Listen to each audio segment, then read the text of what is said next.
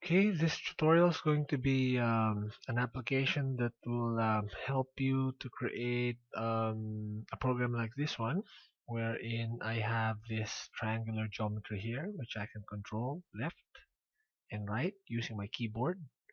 And I've also added functionality for this entity to fire a bullet or shoot a bullet. Okay, so I'd like to do that using C# desktop Windows application. So first thing I'm going to do is to create a new project.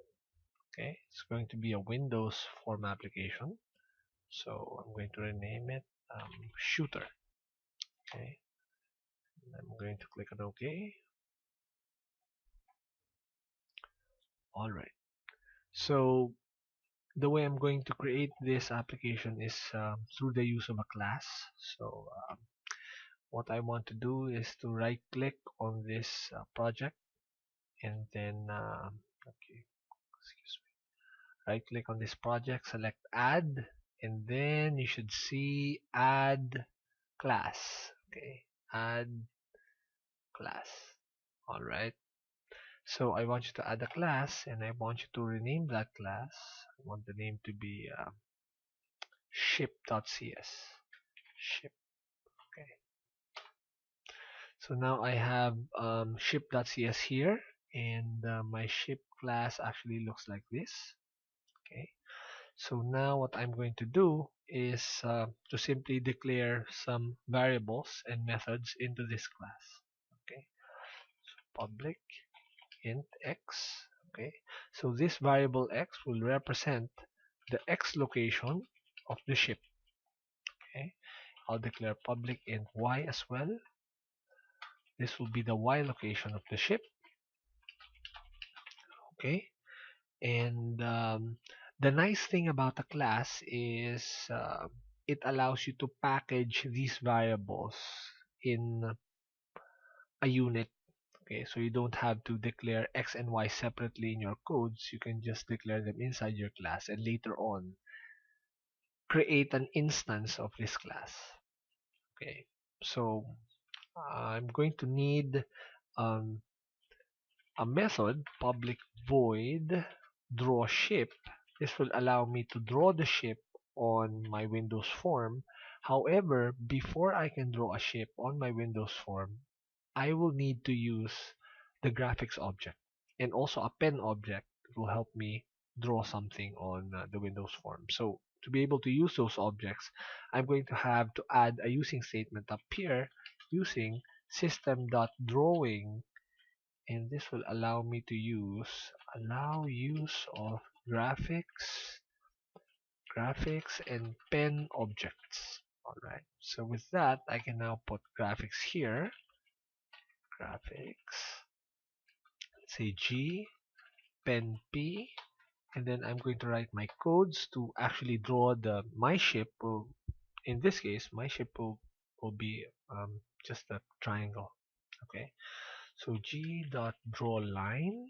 Okay, P, and then I'm going to draw a line from X, Y minus 25, which is this is this point is where this X value is. That means this X location is the X location of the ship, and Y minus 25, the Y location of the ship, minus 25 pixels. Okay, so the reason for this minus is because I want X and Y to be the center of the ship.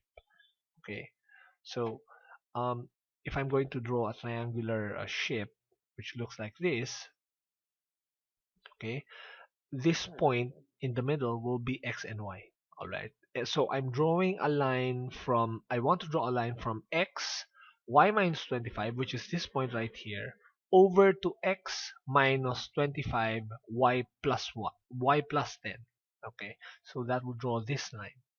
Okay, so do that, X minus 25, Y plus 10. Alright, you might be wondering why draw my triangle this way, why not just specify the actual points. Okay. The beauty of drawing it this way is that the coordinate systems, the coordinate points of the ship is actually dependent on the variables x and y. Meaning in the future later on, I can actually change the value of x and y. And if I change the value of x and y, the entire ship is